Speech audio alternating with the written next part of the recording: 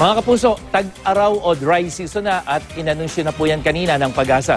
Ayon sa Pag-asa, tuluyan na kasing humina ang hanging amihan at tuloy-tuloy na ang pag-init ng panahon dahil sa easterlies. At ngayong weekend, magiging maalinsangan sa halos buong bansa.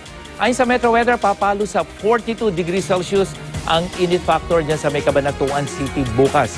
At sa linggo, maalinsangan pa rin doon, maging sa ibang bahagi ng bansa, lalo niya sa may Visayas hanggang sa Mindanao.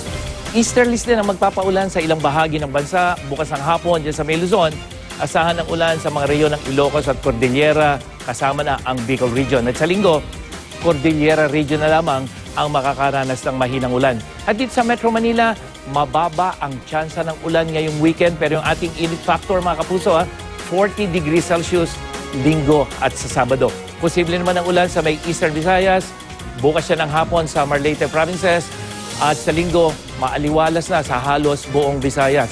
Samantalang sa Mindanao, uulan naman dyan sa may eastern section, lalo na sa may Rio ng Caraga sa susunod na 2 araw.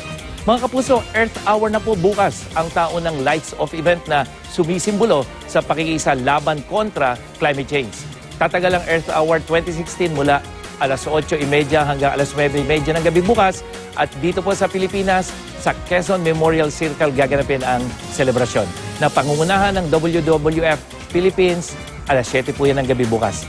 Yan ang latest mula sa GMA Weather. Ako po si Nathaniel Cruz. Magplano para sigurado. I am ready. Serbisyong totoo ng GMA News.